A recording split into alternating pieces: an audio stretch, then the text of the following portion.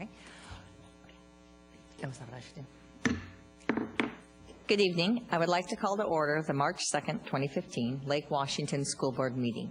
Both Nancy Pendergrass and Nancy Bernard and Jackie Pendergrass are excused for the evening.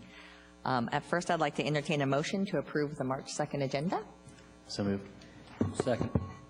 It has been moved by Chris and seconded by Mark that we approve the agenda. Motion carries. I have no idea.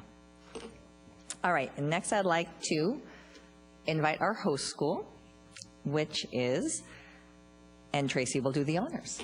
Okay, great. So I'm reading through the script. First time I've had to do this. Thank you. Yes, Siri is filling in for Jackie tonight, so appreciate that. We had the pleasure of hearing students' pre-meeting song, and I'm happy to introduce Mindy Mallon, who's the principal at Thoreau Elementary. Thoreau's our host school for this evening, so welcome, Mindy.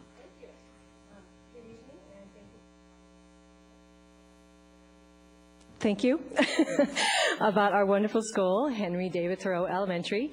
Our choir has done a great job opening for us and is led by our very talented music teacher, Sharon Frank, and accompanied by Tara Wooten. And they're going to sing one more song for us. So, boys and girls, if you go ahead and stand and follow the direction of Mrs. Frank.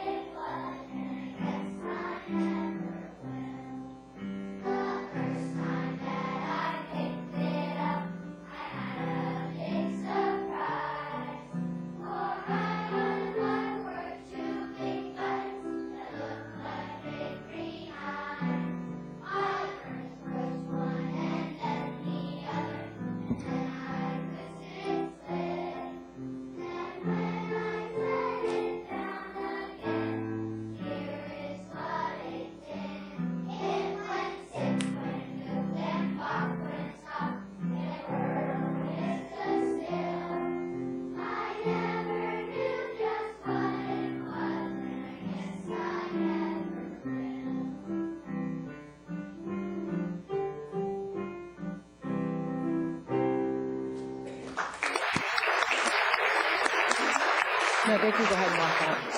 Thank you, boys and girls. And thank you, Mrs. Frank. So your performance tonight is a great example of how we work to provide enrichment opportunities for our students. And boys and girls, you're actually going to go ahead and sneak right off stage. So if you would do that very quietly.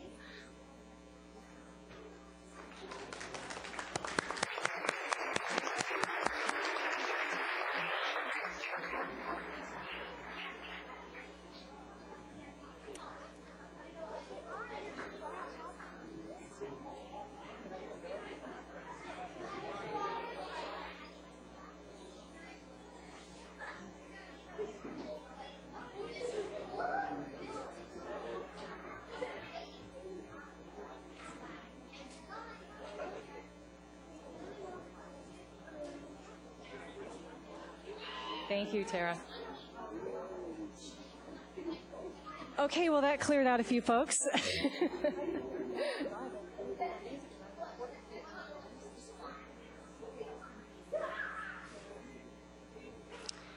All right. So, Thoreau Elementary .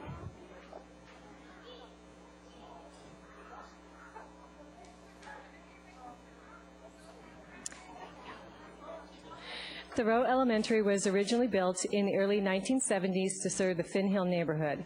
While our enrollment has been under capacity for the past few years, we have new young families moving into our community, and our enrollment is slowly increasing. With the new boundary adjustments, we expect to be at capacity within the next few years. Our students come from diverse homes and socioeconomic backgrounds. With each student, we strive to meet both their academic and social-emotional needs in a small school where support staff are oftentimes limited and sometimes part-time. That can be challenging. It requires utilizing a wide range of supports and services and the commitment of the entire staff. At Thoreau, we believe that the development of essential life skills are foundational for success. Our mission is to foster the development of essential life skills which prepare, enlighten, empower, and awaken students to a world of lifelong learning. We also know that in order to do this, we must make the most of our time with students. We must continually focus on best practices in teaching in order to maximize student learning. So how do we accomplish this? We do this in a collective and collaborative environment. Our championship staff exemplifies the dedication, determination, drive, and commitment to do whatever it takes to ensure that our students are growing and learning every day. They are an incredible team who keep the students at the forefront of every decision. So there's my awesome staff right there, if you just want to give a little wave. Yay! So our dynamic PTA and parent community are essential in this collective effort. This picture truly captures the level of energy, enthusiasm, and spirit our PTA board and parent members bring to our school. Their commitment to our students, families, and teachers fosters an environment where learning and teaching are valued. They understand their potential, impact, and work very hard to deliver funding, program support, and activities that build a strong school climate. And I know I have some PTA members out there too. Oh, they're out there with the kids. So collectively, we work together to provide quality academic and enrichment programs for our students. I wanted to just give you an example of some of the ways that the PTA helps us enrich our program. So in support of our PE program, the PTA sponsors a dance week in which an instructor collaborates with our PE and music teachers to teach various dance types. The week culminates with an evening all-school family dance. Truth be told, I think our parents love cutting it up on the dance floor just as much as our kids do.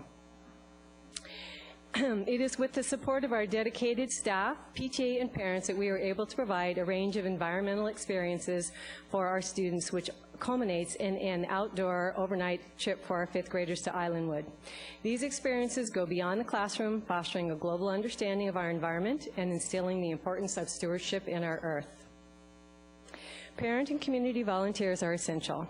Last year, we launched the Watchdogs Dad program, which brings dads into our schoolhouse regularly. They are a big hit on campus. If you're looking for a watchdog, just look for the swarm of kids and you'll find the watchdog. Do we have some watchdogs out there? I know we have at least one. Yay! The local Rotary, Operation School Bell, and Bastyr University support our school through volunteering by providing donations and helping some of our most needy families.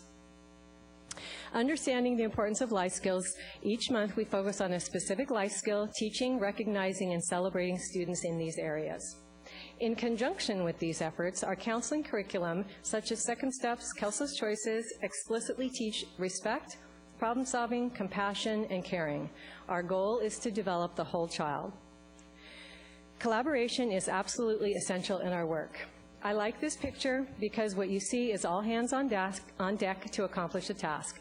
We see this in our grade level work, collaboration between the librarian and teachers in developing research projects, which are so clearly outlined in the new Common Core state standards, and in our specialist work as they work with other specialists in the Juanita learning community.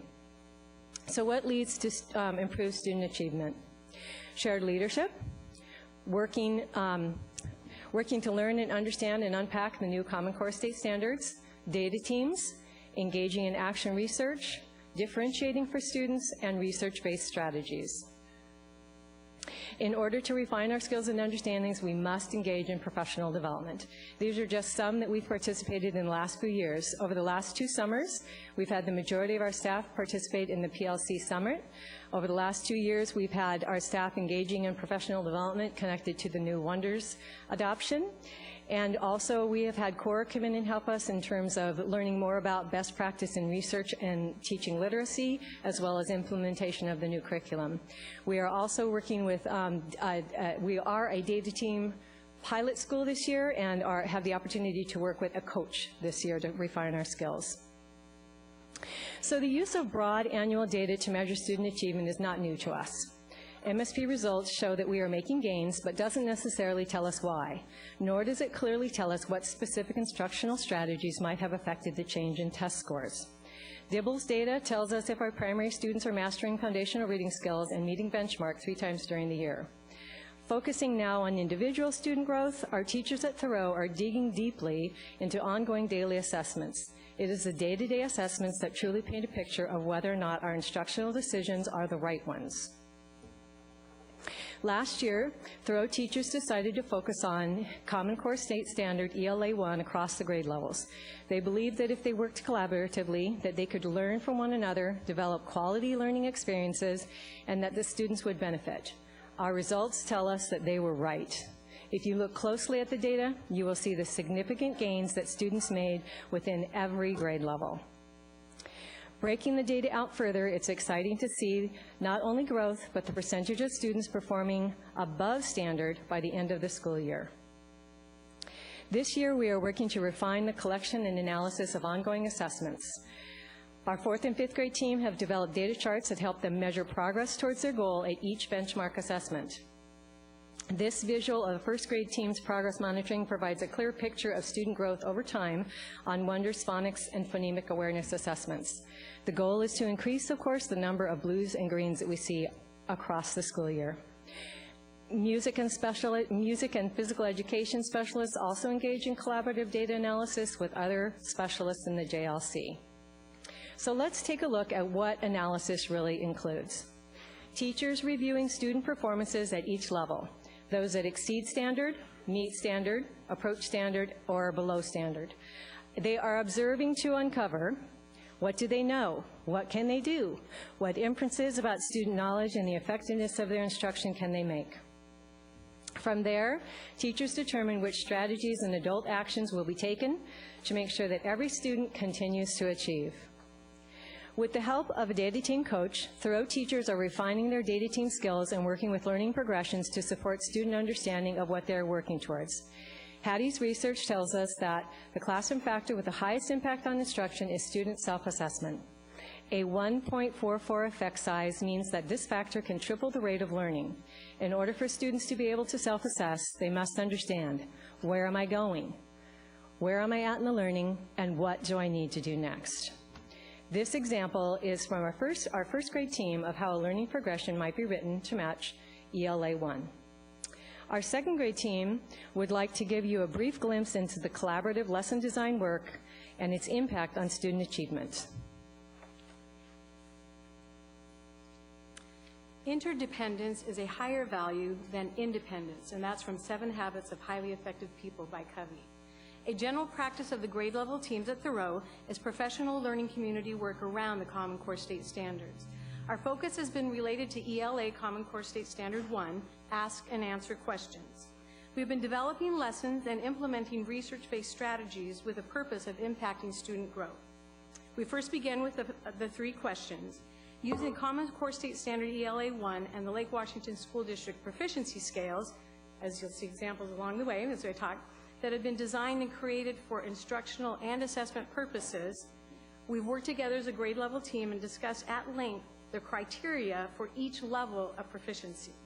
Our goal was to create a continuum then, or a progression of learning to help students understand where they were going. In the process, we also had many conversations about what a level 4 or above standard level of proficiency looked like. We considered the skills defined in the higher level of Bloom's taxonomy and came to an agreement that our students needed to apply inferential thinking skills in response to their reading. So for 2 to 3 weeks, we created and taught lessons on inference, teaching students to discern the difference between literal text evidence and then making an inference based on that text. Then we created the continuum that reflected each level of proficiency. Using grade-level Reading Wonders text as a resource, we created examples of each level of proficiency so students could measure their progress against the continuum, which you'll see right up there. Following instruction around inference and the continuum, the assessment piece we designed uses a Reading Wonders Time for Kids articles provided in each unit. The data shown reflects the growth that students achieve based on the most recent strategies and lessons that we've taught. Our team's next steps will be to analyze this data and the student work to determine further strategies and steps to move students forward to standard or above standard. Our staff could create a long list of research-based strategies and non-research-based strategies that we implement on a day-to-day basis, moment-to-moment basis, to reach the wide spectrum of skills and behaviors in each classroom. So in summary, our school believes that student achievement is significantly impacted within a positive school culture and climate when all stakeholders work collectively and collaboratively, and when research and best practice drives our work with students. Our ultimate goal is to instill the skills and knowledge that will allow our students to conquer their dreams. Thank you for giving us this opportunity to share with you about Thoreau Elementary. It is a wonderful, dynamic community, and I am very proud of the students who work so very hard, persevering to be the very best under the guidance of incredibly talented teachers, support staff, and committed parents. So I have a real quick little video that I would like to show you. Oops, not that.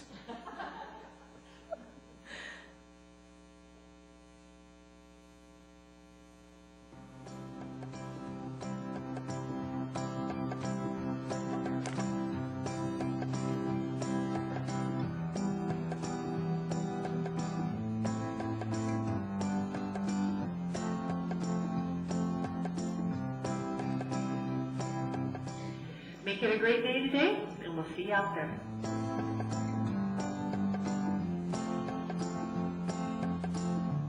I like school because I make a lot of friends.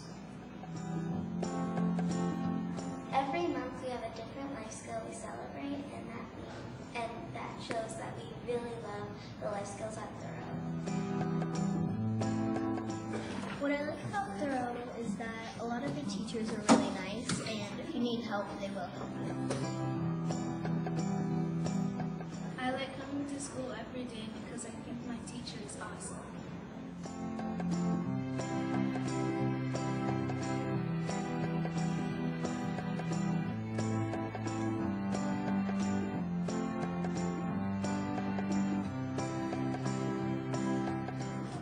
I like the elementary because we get to celebrate stuff in days.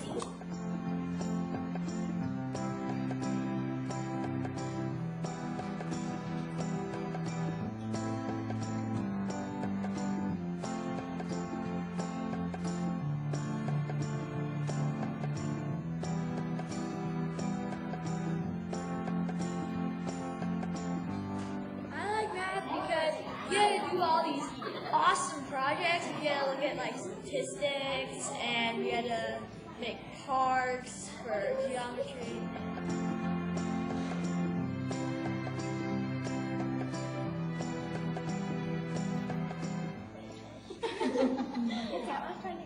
Maybe he's teasing it, like, don't do what your friend over there did to me. I'm your friend. Oh gosh. What is he getting? The night color is pink. Oh, this is so awesome.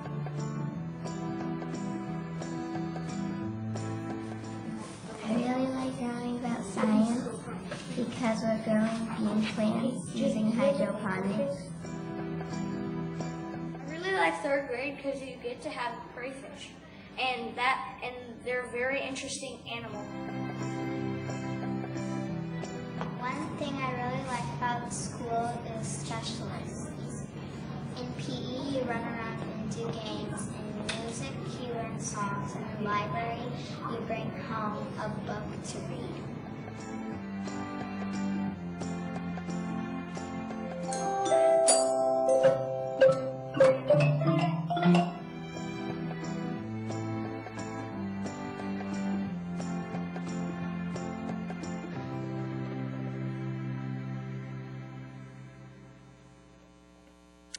Thank you very much.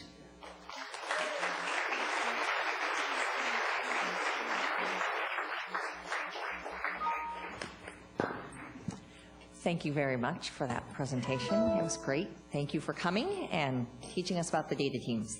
I've heard a lot, so it's kind of fun to see it in action. Great. Yeah, absolutely. All right. And so our next step is in recognition of our classified staff, and on behalf of the board, I would like to read the following proclamation declaring March 9th to the 13th of 2015 as Classified Employee Week. So whereas classified school employees are involved in nearly every aspect of education, including maintaining school buildings and grounds, providing secretarial and clerical assistance, preparing and serving meals, providing safe transportation, keeping school facilities clean and orderly, assisting in the classroom, providing a secure and healthy environment, and many other specialized services, and whereas classified school employees are instrumental in fulfilling the state's paramount duty to educate all our children, and whereas by supporting the learning environment, classified school employees are crucial partners with teachers, parents, administrators, and school boards in public schools, and whereas these dedicated individuals deserve recognition and thanks for the outstanding work they are doing for the children enrolled in Lake Washington School District, and whereas there are 1,101 classified school employees working with and helping children in Lake Washington School District. Therefore, the Board of Directors do hereby proclaim March 9th to the 13th, 2015 as Classified School Employee Week in Lake Washington School District. All right, so there's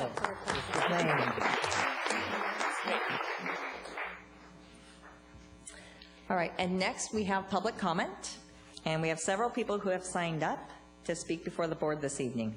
When I call your name, will you please come up to the center podium, tell us your name and attendance area in which you reside, and provide your comments.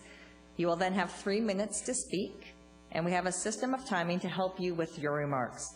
On the signal located to my left are 3 colored lights, green, yellow, and red. When you see the yellow light, you will have about 1 minute to wrap up your comments. When the light turns red and the buzzer sounds, your 3 minutes are up.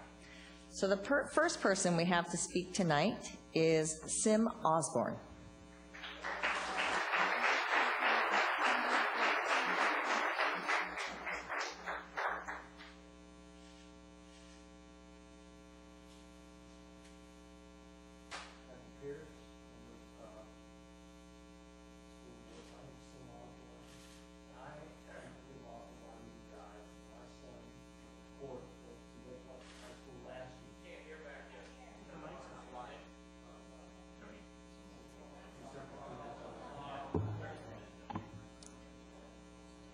Okay. Ready? For the record, my name is Sim Osborne, and I have a son, Court Osborne, who went to Lake Washington High School last year. He was a member of the Lake Washington High School baseball team that went to the state championship. He was a starting outfielder. I have been involved in Lake Washington baseball and Kirkland baseball since I was 6, since my son was 6 years old, when I started taking him down to Lee Johnson Field to watch those games. Kirkland baseball, the city of Kirkland, is steeped in rich baseball tradition. We have won the national championship at every level. Sandy Koufax, Little League, and Connie Mack. Now, 2 years ago, we came, and specifically I came, and a number of the other parents who are back here tonight came, and we called the district on the carpet about the situation of the field at Lake Washington High School. And I've heard other things from members of the press today that the school district was concerned about the field a couple years ago. That's not exactly the truth. The school district was concerned after the field was condemned. When I walked the field with the athletic director and a lawyer from the school district, and it was condemned because it was unsafe, not to play baseball on, not just play baseball on, but to walk on. And to the district's credit, they did the right thing. You stepped up, and you made a great field for our kids to play on, for our kids to have a great place to practice. And the schools, the parents, and the community, of which I'm a part, is grateful. Now, you ask, why am I here? I don't have a dog in this fight. My son's gone. He's at Whitman College. He's playing baseball in college. Why am I here? I'll tell you why. Because Kirkland community rallies around the baseball program. The girls, the softball team, state champions last year. The boys, runners-up. Our programs are second to none.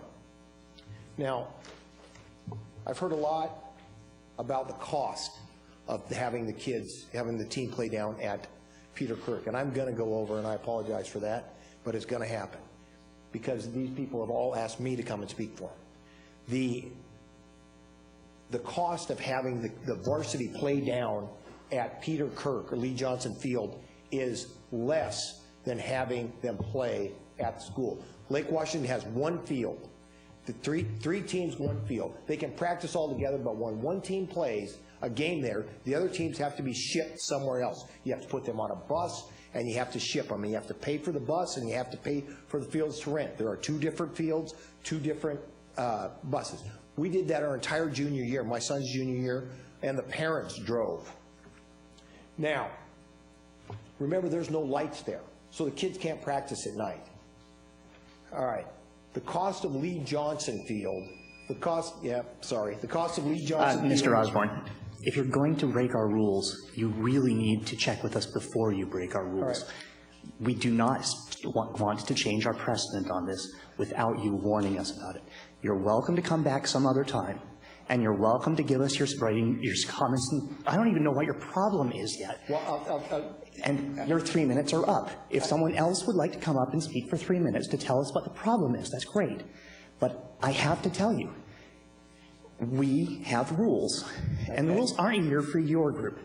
The rules are here for all groups. I understand that, and I would just beg your indulgence, because this is important, and it happened, and we just learned about it. But I haven't even learned what's going on. I'm not a baseball player. I'll tell you what You've had 3 minutes. I'll tell you what the problem is, and we thought you were all aware of it. The Lake Washington School District has said that the kids, the Lake Washington High School team, can no longer play at Lee Johnson Field because you built a new field, and so we built it, so you have to play there. You have to play your home games there.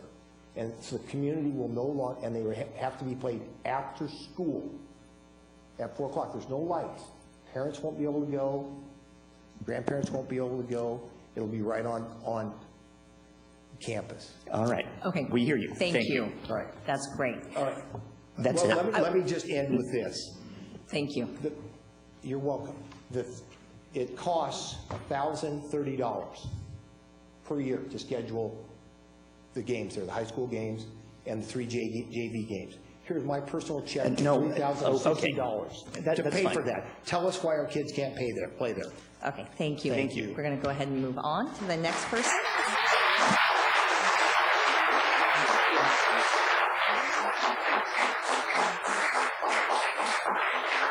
I'd like to ask Dave, I believe it's Cuba.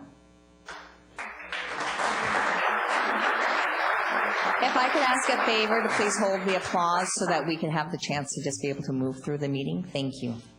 Yes, hi, my name's Dave Cuba. My family and I have lived in the Redmond-Kirkland area for the past 18 years. I have 2 boys, one who's graduated from Lake Washington High School, and I have a senior who's there now.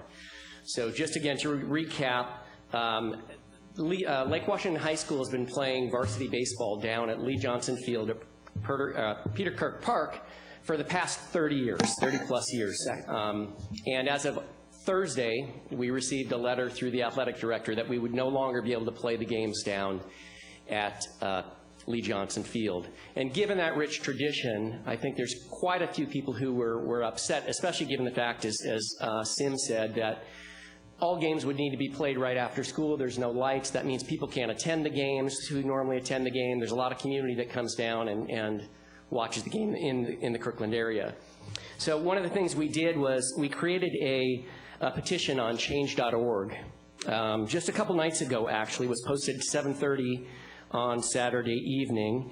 And I'm actually very surprised at the number of support that we've got. So as of right now, just checked, we have 733 signatures for this signature, over 250 comments from people all around the Kirkland area, stating really about how important this tradition and this community event is that brings together people in the evenings, families who come about. We have all kinds of people that just walking by the Kirkland area stop with a family and a couple kids. They go to the concession stand and they watch the ball games there. And you can go and read these comments, and it's quite amazing in terms of the outpouring of support. And it really demonstrates how important what seems like a trivial issue is, where these guys are playing ball, is to the community at large.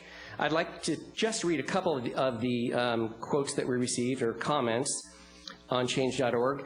First is from Theo Alexander. Actually, we're fortunate enough to have Theo here. He's a former player. He graduated in 2012, and he was actually drafted by the Los Angeles Dodgers in the 7th round. So he knows now what it's like to go from high school and to professional levels.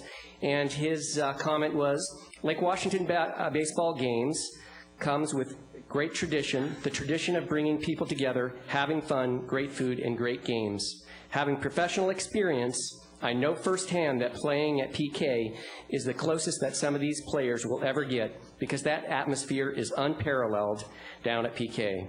We have the best stadium in the whole league, and everyone knows it. I hope that this actually makes a difference, because it would be a shame to see the tradition die. The varsity team should play every home game at PK to keep that tradition alive. Thanks. Another comment here. This is from Mike Johnson, who lives in Bellevue. I've been attending games at Lee Johnson Field since a young boy, and being a bat boy at my brother's game when he played for the Redmond Lions. That was 50 years ago. I still attend games there and will often just stop by as I drive through Kirkland and see the lights on. It would be a shame not to have Lake Washington High School baseball at Lee Johnson Field. Thank you for your comments. All right.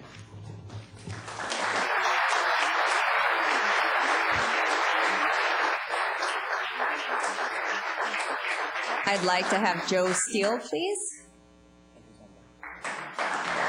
Phil Van Tuck.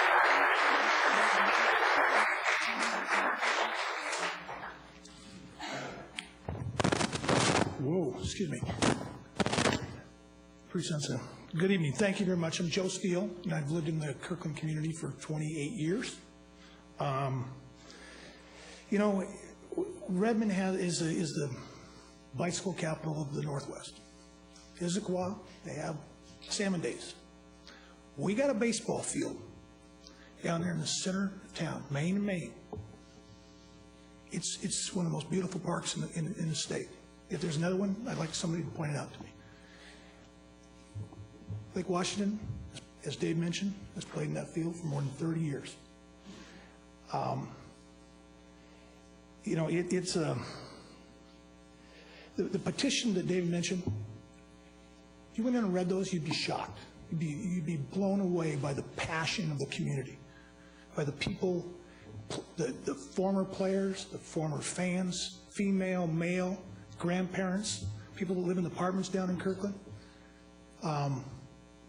It's amazing the diversity of the people that responded, who care about what's going on here. Kids grew up dreaming about this. You know, you mentioned you're not a baseball player. These kids are dreaming about playing baseball down there. They show up there when they're 4 years old, see that thing, and go, when I'm in high school, I'm going to be there. I'm going to be playing on that field. And they're talking about taking away from us, away from them, away from the generations of these kids. You come off a field like that, they'll never put it back on. It's sad that we have to spend our time on this. The Kirkland community is an amazing community. As I mentioned, I've been there for 28 years. You ever been to baseball park, baseball field in Kirkland? Pretty beautiful, isn't it? It's I really welcome you all to come down and see it, because I think you'll find it amazing. I'm going to lose this here. You know, we're here to build a community. We don't want to be torn down. We have not been. This has not been expressed to us. It came out in an email. A lot of frustration with that. There's no reason that we've heard. You know, building a community. I know we've gone through this from your perspective with regard to bond issues. Bond issues are about building a community. It's not tearing a community down. And I'll tell you, I really am concerned, what impact this is having on the Kirkland community. Those bond issues, you build a community, you communicate with people, you make it work. That's not what's going on here. The other thing is you don't punish children. And you're punishing these kids. You're punishing them. And that's very frustrating as a parent, living in that community for 28 years. We request this be looked into. It sounds like you had no idea this was going on. This is very important. You have constituents out there that are very unhappy, frustrated, feel like they haven't been communicated with about this. And that's a big issue. Thank you very much. Thank you. Phil Banta.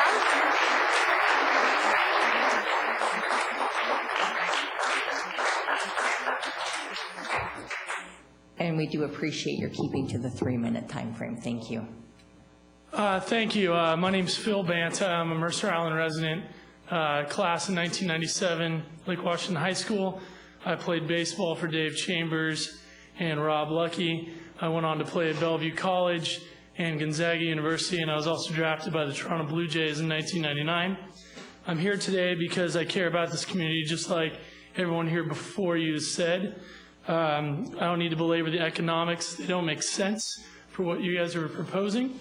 700 plus signatures in 2 days, just to paraphrase, and this is Baseball Town, USA. If you were to do a city plan today and put a baseball field in the middle of the town, someone would call you crazy. But you've seen what it's done has made a community stronger. We've had people praise our town on national television during the Little League World Series, from when Cody Webster and the 1981 Little League All-Star team shocked the world and won the World Series. And then we've won championships all throughout in other age classes. Kirkland is known for baseball. I watched the video that you had here on the kids at Thoreau, and I thought back to when I was a young man and I would go down to PK, which was known, Lee Johnson Field, and I would watch games there. And I couldn't wait to play on that field. Same thing with these young men back here and young women that have gone and seen that games played down there. They can't wait to go play for their high school on that field. So when they get the opportunity to get to that point, to have it taken from them is a tragedy. And to have it taken from the city of Kirkland is even worse, because it's part of its soul. And in the last 17 years, 18 years since I've graduated from high school, all I've seen is the town change, and that's okay. Towns change, things happen for the better or for worse. Maybe you get a few hundred more condos in there, but that happens. But that field has stayed there. And it's that one sliver, the soul of that city that's left, that to me reminds me of my hometown, and will remind these guys of what their high school experience was like, and will remind other generations that come after us of their experience as well. You don't have to be a ball player to experience it. Anyone who cares about their city and about their community will get impacted by going to a game there. And if you take that away from them, you will hurt generations. And the best thing about this is that you can fix it. All you have to do is say, don't move the games. The schedule is already set for Peter Kirk Park, Lee Johnson Field. All you have to say is, look, put this on hold.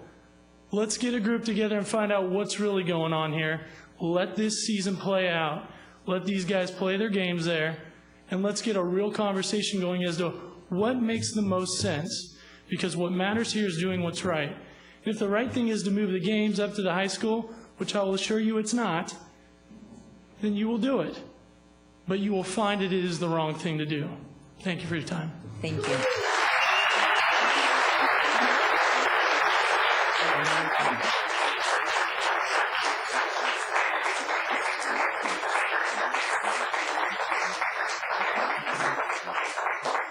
Okay.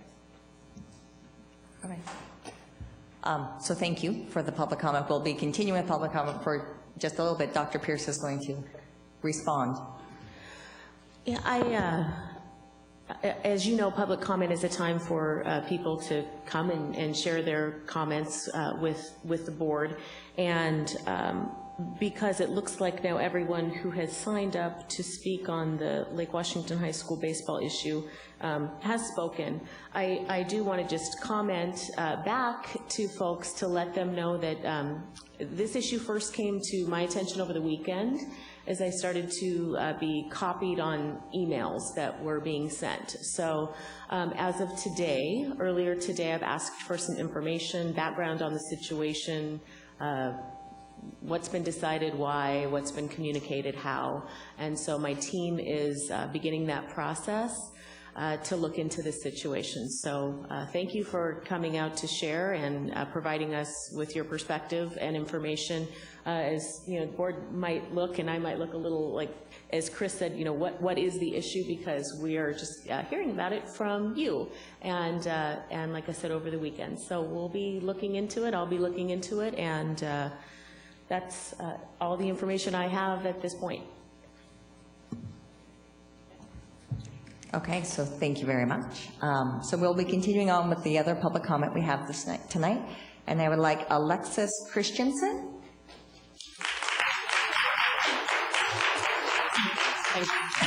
Good evening, board members and Superintendent Pierce. My name is Alexis Christensen, and I live in Kirkland, and I'm commenting tonight on behalf of parents and students in the Learning Center classroom at Lakeview Elementary. A couple weeks ago, we found out that the board approved the plan to keep Lakeview's boundaries in place and instead move the special education program to another location. This really blindsided us, since this was not one of the scenarios that was ever presented for Lakeview.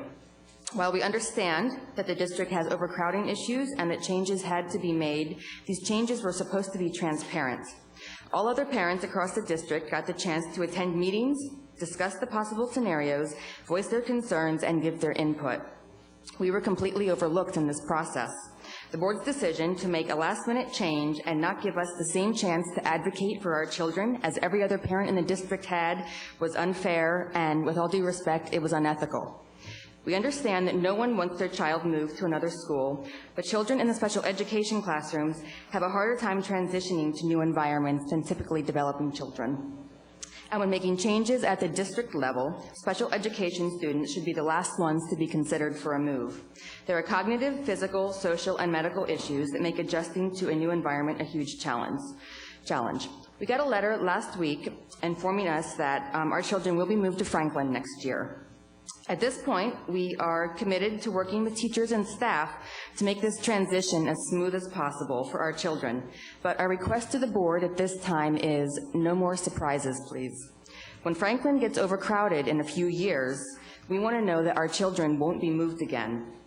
For some of these children, this will already be their third or fourth elementary school. The Learning Center classrooms need a permanent place to call their home so that our children can start to feel like they're an actual part of a school community and not just an outside group that gets moved around every few years. My final point is that some of the parents in the classroom have become concerned that the district is not actually moving the entire program together to Franklin, and that some of our children will actually be sent to Twain. I'm sure Twain is wonderful, but during this transition, we want our children kept together at Franklin with their current teachers. My son, Finn, has extreme anxiety issues and has difficulty transitioning to new people and places. It took him almost his entire first year at Lakeview before he was even comfortable using the bathroom. This is just one example of the issues that these children have to deal with that most children don't. The one thing that will make next year easier is having the comfort of familiar friends and teachers to give some consistency to the change that's coming. So to sum things up, we are accepting this move to Franklin, even though we think it was pushed on us unfairly.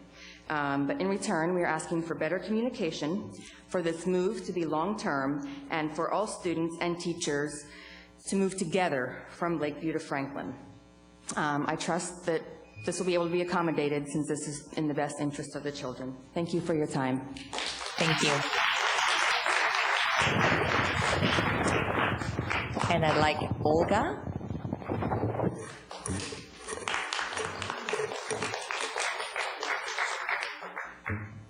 Thank you. Well, I might be a little nervous.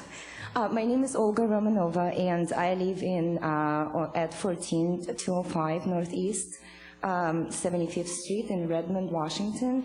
And my son, Taurus Kachadurian, is currently attending 4th grade at Learning Center at Lakeview Elementary School. And I'm here tonight because I was delegated by other parents in our class to address the board regarding the decision to move our students from Lakeview to apparently Franklin Elementary, which we just knew last week. So the entire process, and that's how I feel, and all other parents who are here tonight, we feel that it was really disrespectful in some way, and I do apologize for the wording, and extremely unfair to our special education children. The move of our learning centers was not included in any of the boundary proposed scenarios in the beginning, and then by the surprise we were shocked to learn that, and first we've heard lots of rumors about it before we got an official communication from the district, that our learning center and our kids are being put in the crossfire. So we had no communication, no information coming in, and we were really thinking, because each of us was following the boundary change process, we were kind of confident that it's not going to touch our learning centers and move them out of the Lakeview in any way. Our students call Lakeview their home, and my son Taurus has finally settled after 2 difficult years in the beginning when we first moved. He attends after-school enrichment programs. He's singing in the choir. He was performing, in fact, here in, during winter break with the rest of the choir. And he is able to transition from one classroom to another. He knows their teachers' names, and he made friends, because kids in Lakeview Elementary were finally, after 2 long years, they became more or less accepting to our special education children. If this decision is not reversible, and we understand at this point it's not, I would like to inform you that many students in our class, for many students, that would be the 3rd move during the elementary school years, and for my child, that's going to be the 4th time he's forced to change the elementary school. At first he started, and it's not in my speech, but he started at Rose Hill Elementary, which was our home school at that time. He spent there 6 months, and then he was transferred to Audubon Learning Center, which was further transferred less than 3 years ago to Lakeview. And when this transfer happened, we were promised stability. I guess I'm out of time. Thank you so much for your time. Thank you.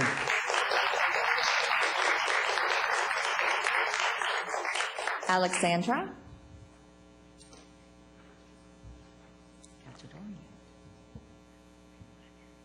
Good evening, board members. My name is Alexandra Kachadorian.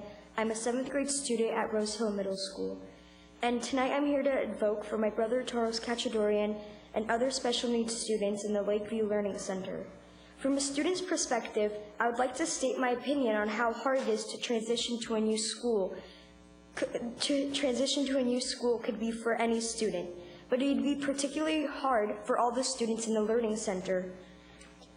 As much as the school and district try to prevent bullying, it does still happen on a daily basis, and it's usually targeted on students with learning disabilities. As a student, I have seen kids with slight learning disabilities get teased and bullied. They get called names and are left out in certain activities. I believe this is caused by the lack of understanding, but if the students were informed and educated about different disabilities, they might understand that my brother and his friends are just nice and normal kids. They might be loud and annoying sometimes, but they are also sweet and kind children, and they deserve to have friends too. I want this transition to be as easy as possible for both the typical kids and the Learning Center kids. If my brother is being forced to change schools, I want to help him and his friends as much as I possibly can, which is why I would like to volunteer to speak in front of Ben Franklin Elementary to tell them more about how to accept differences and how to be friends with someone with a disability. Thank you so much for letting me speak tonight. Have a good evening. Thank you.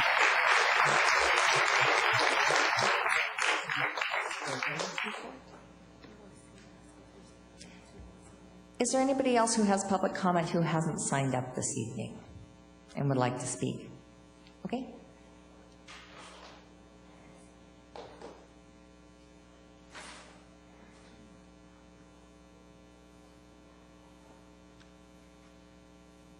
Hello, sorry, I come a little unprepared. I'm with the group of parents here from the Learning Center. My name is Sherilyn. I live in the divider between Redmond and Kirkland. So I just want to tell you a little bit about my son as well. This will be his 4th school, and he hasn't even entered 2nd grade. So for most kids, that will be inconceivable and very hard. And imagine my son who has to deal with speech therapies and lessons for, you know, picture a normal kid and all the desires they have to go to a soccer, to play baseball, to be in the choir, and then add special needs to it, and it just becomes that much harder. And you guys are asking us to, the one thing that's supposed to be solid for them, to just start all over. So, it's hard for all of us to change our kids' routines. And during the summer, when they're not in school, it's even harder because that routine goes away. Sorry. Like I said, I came very unprepared. I'm really proud of this little girl here that just talked, because it really gets to another point, which is I also have another son who will not have the same issues as my first son.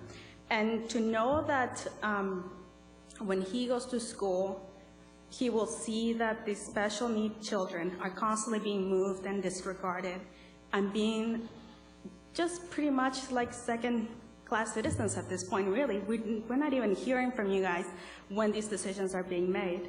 You know, it only gives him more of a belief to him and to his peers that these are the discardable people. These are the people that can just be forgotten. These are the people that can just be put aside. And this kind of thing will happen again. My son does deal with bullying. He comes and he tells me he wants to wear Sounders t-shirts because that's what makes him fit in. And to know that he finally got to a rhythm of remembering that on Fridays he should wear it because that's when the kids will be nice to him. And now he's gonna have to learn that all over again. It's really heartbreaking. And I just hope that you guys consider how hard this is gonna be on all of us. And I know I am getting emotional now, but what I am feeling right now and what you guys are seeing is what every parent here feels and has been dealing with. It would be nice for you guys to not do this to us again and to make us feel like our children are as important as a general ed student who has a PTSA meeting, who goes to soccer practices, who has a baseball field to worry about. I would love to be here to talk to you about a baseball field, but that's not why I'm here. I'm here to tell you that you guys were really disrespectful to our children who really should be having more support from you guys. Thank you. Thank you.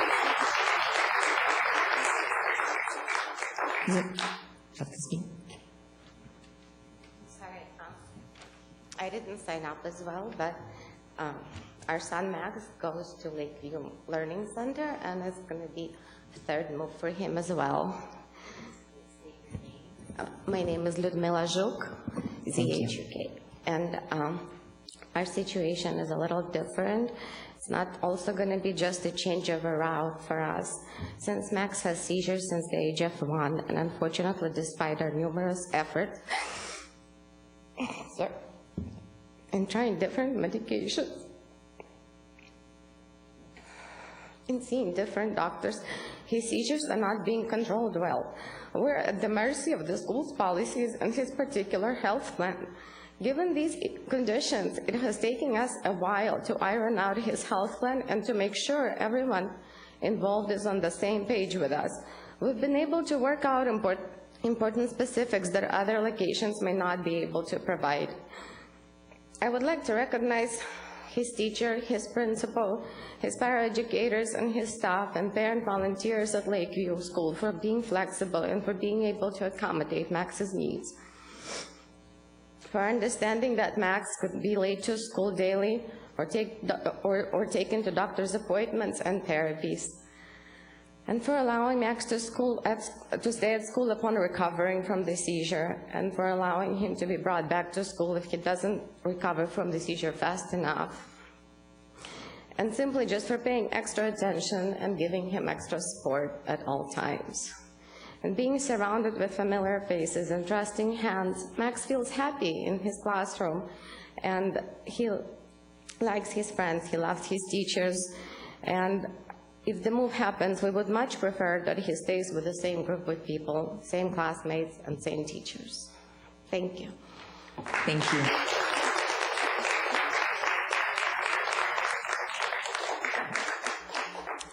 Is anybody else like to speak? Okay.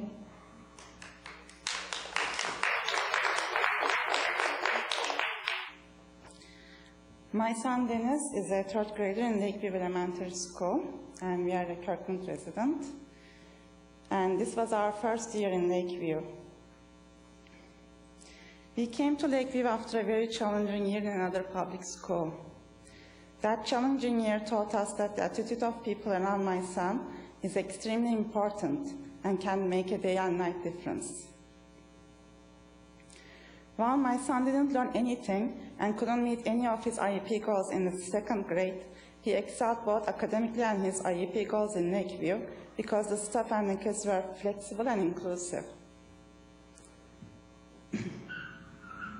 When we learned that Elsie is moving to another school as part of boundary changes, we were shocked and concerned, as there were many unknowns, and this would mean to us that we might have another dreadful year. We were also puzzled on why moving special needs kids were preferred over moving neurotypical kids, as our kids already have so many challenges in the school environment. And adding one more to it doesn't make sense to us. On top of this, the fact that the decision was made without getting any of our parents' input, as opposed to the boundary change decisions that were made together with other parents, made us feel disrespected and discriminated. We are hoping to reverse this decision and stay in Lakeview Elementary. Even if this decision is irreversible, we are hoping that the move is prepared and staged to minimize the effect on our kids by preserving special needs teachers and staff, educating gen ed teachers and kids about our kids, and giving our kids a chance to explore the school environment before the school year starts. We also hope that we don't have another LC move in the near future. Thank you. If you could just state your name so we can have it in the record. Funda Ertunç. Thank you.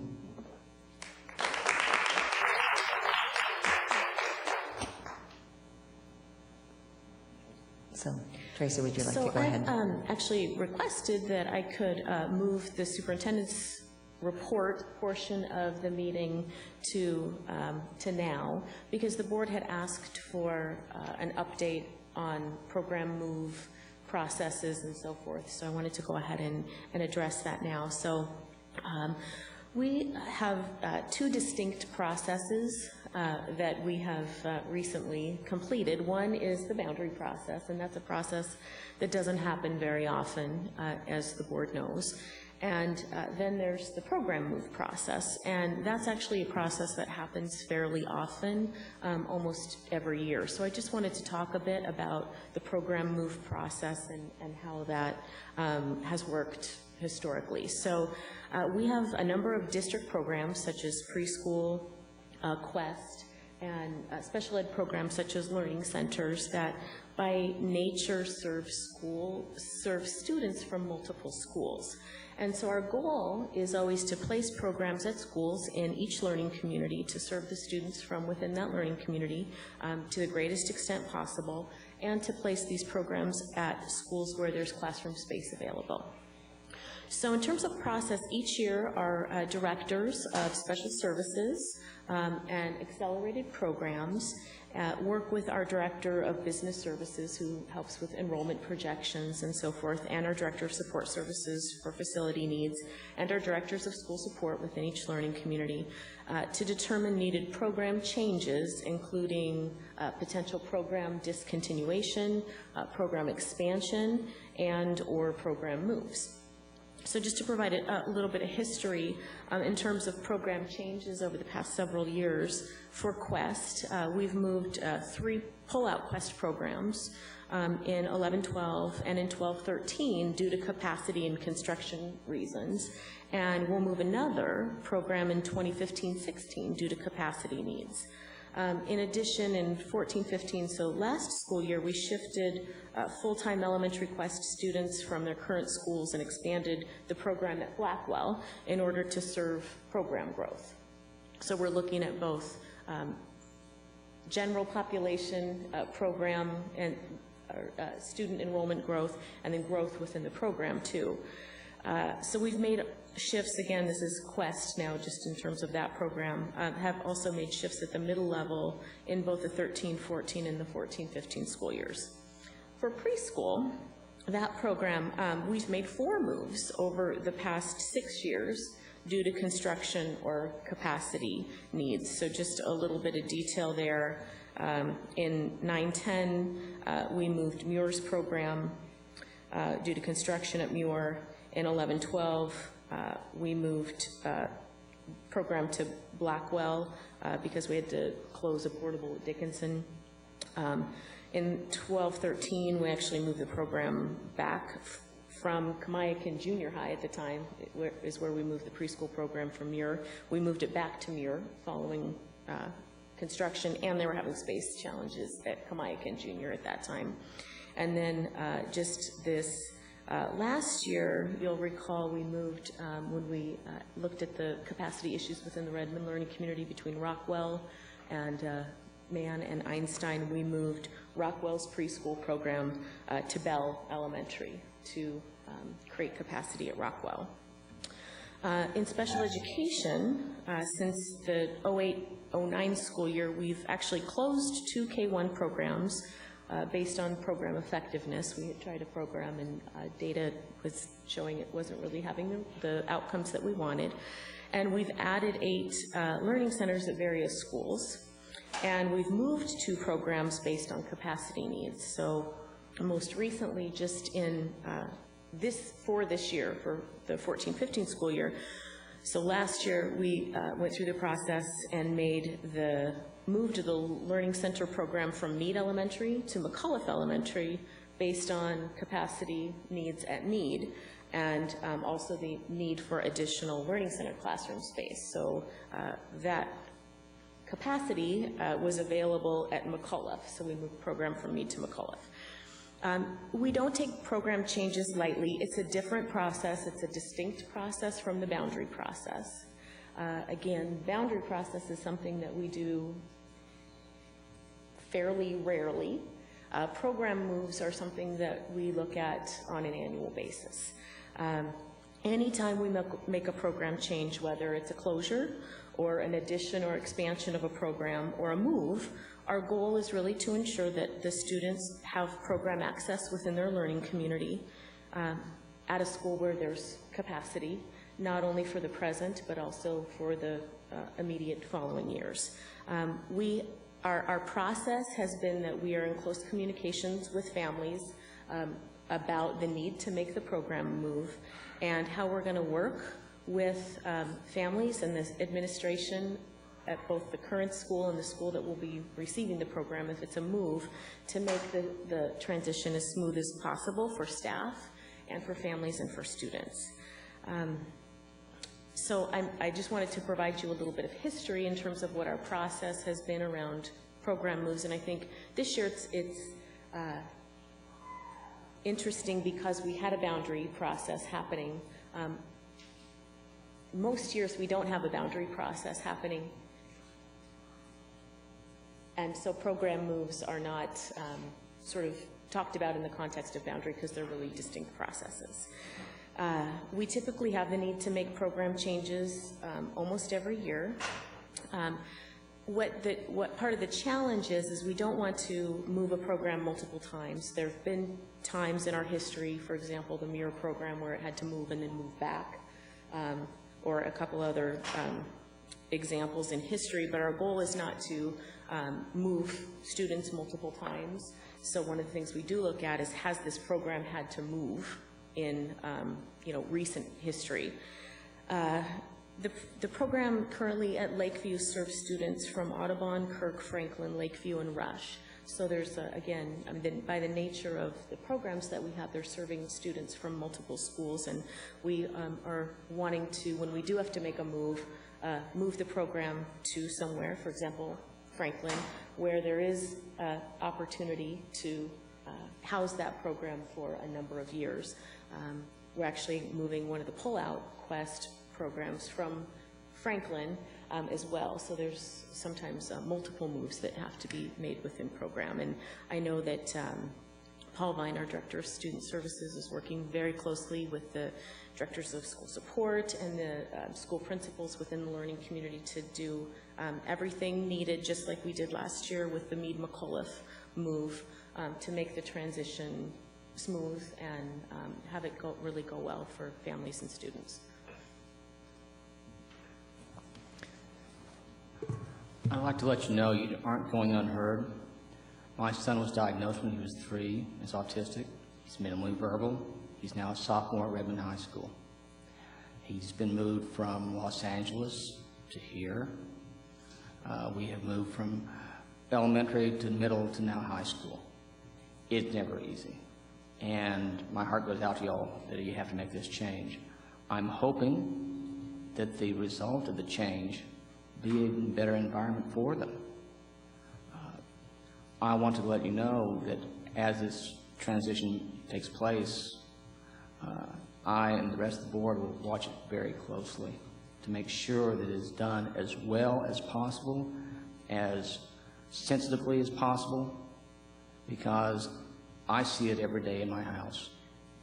My son attends high school and has since, well, actually since elementary school, has attended school every day with a service dog, because that is needed to keep him able to attend school. He's been having, he was blessed for 10 years of his diagnosis without seizures until last year. He now, my wife is the service dog handler, and she goes every day with an emergency kit to the school. So you're not going unheard. My heart goes out to you.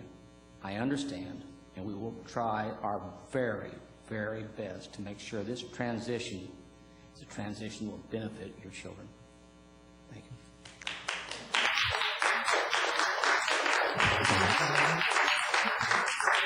And I wanted to let you guys know, most of you don't know me, but I know a number of your kids. I know Max. I've been there when Max was at Grand Mall. And all the anxiety, I appreciate that.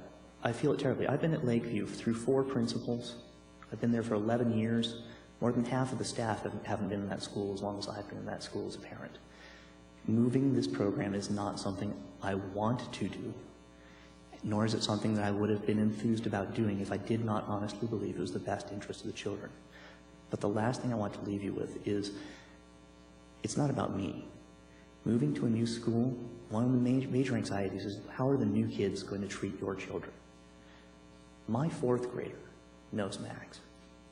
My 4th grader doesn't know Max as a classmate, but my 4th grader knows what to do. The other kids are not police. There will be there for your kid. That's all.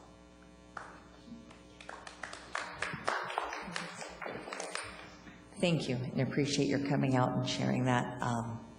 And I would echo the words of the fellow board members in this.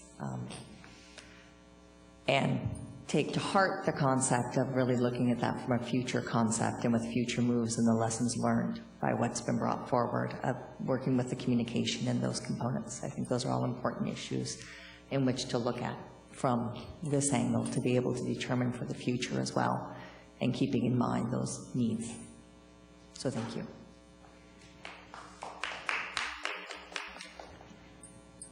And moving on, we are on the consent agenda. So I will now entertain a motion to approve the consent agenda. So moved.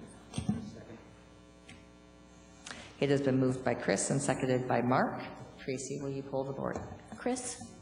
Yes. Siri? Yes. Mark? Yes. And Tracy, will you review the donations? Yes, so the donations this evening are under tab 8, and I'm pleased to report that we have $65,570 worth of donations tonight. So we've got a $2,090 donation from the Lake Washington Schools Foundation to Juanita Elementary to provide stipends for the Reaching for Success program, $1,979 from the Ben Franklin PTSA to Franklin Elementary to support registration for staff seminars, $12,000 from the Lakeview Elementary PTSA to Lakeview Elementary to purchase netbooks and a cart, $6,000 from the Margaret Mead Elementary PTSA to Mead Elementary to purchase and install a chain link fence, $3,311 from the Norman Rockwell PTSA to Rockwell Elementary to purchase headphones, color printers, and emergency preparedness supplies, $1,325 from the Rose Hill Elementary PTSA to Rose Hill Elementary to purchase xylophones for the music department and PE supplies, $2,936 from the Samantha Smith PTSA to Smith Elementary to provide a stipend for choir and to purchase equipment for PE, $3,500 from the Carl Sandburg PTSA to Sandburg Elementary to purchase Dreambox Learning Math Enrichment Site License, $2,000 from the Henry David Thoreau Elementary PTSA to Thoreau Elementary to support their continuous improvement process plan, $6,266 from the Laura Ingalls Wilder Elementary PTSA to Wilder Elementary to provide stipends for Math Olympiad, Motor Skills and Jump Rope Club, $2,162 from the Rose Hill Middle School PTSA to Rose Hill Middle School to purchase Step Up to Writing Site License, and last but not least, $22,000 from the Kane Gridiron Club to Lake Washington High School to support general athletics. So all total tonight we have, again, $65,570 worth of very generous donations. All right, and we would like to personally thank the PTSA and the Lake Washington Schools Foundation and the Kane Gridiron Club who chose to support our students and schools. We greatly appreciate your generosity. And now on to the non-consent agenda. There are no items on the non-consent agenda, and we have moved forward the superintendent's report. Do you have any additional items? I do not. I was going to share about the legislative conference, but I think that's part of the legislative update. So if you would like to share a bit, you're welcome to. I think you'll do a better job. Okay. Well, thank you. So the next is the legislative update, and Mark, I, and Tracy were able to go down to the Legislative Assembly in Olympia and had the opportunity to hear from our governor, Jay Inslee, as well as several of our representatives about the current state of education within our legislature, as well as then meet with our legislators today. However, many of them were busy on the floor, so we were pulling them off the floor in which to be able to talk to them. To cover some of the important bills in different areas. So the basic lessons learned, I think, from our time there, and Mark, please feel free to chime in at any point, was the McCleary funding is definitely a big issue and will be on the table. There are several plans. The governor's plan is out. The House, Ross Hunter, has talked about his plan of how he would do it, and that's funding 2271 as well as additional things from there. Teacher compensation is a huge component that's being talked about in the area of levy reform, and having to deal with the fact that our levies do support a lot of our local compensation, and any impact on our levies impacts our teacher compensation. Sort of the hot bills coming out, the space allocation has been passed out of the House, is being talked about, and that's increasing the state space allocation for construction of schools. So that is then bringing them up to the standards that we build to. So that's a very helpful bill to have done. Anything else? No, but I think you should know that one of the hurdles that the state is facing, not only to find the money to fund McCleary, but as far as I'm concerned, it's not McCleary, it's to fund our education for our kids. There's a move afoot by some legislators to limit it to around $750 million. If they only do that this year, it's treading water. And treading water with the extent that you barely have your head above the water. So I would encourage you to speak to your representatives. I would encourage you to email them and say, this isn't acceptable. We're never going to get to where we need to do for our kids. And if we don't educate our kids, they're going to be another expense on down the line. You can't just pass them off. They're the future of this community and the rest of the state. But there is a lot of discussion, a lot of work going on this week around all these items. So anything you'd like to add? No, the only thing I would add is it was interesting, I thought, we got to hear both from the Republican panel of legislators and then the Democrat panel of legislators. And I feel like both panels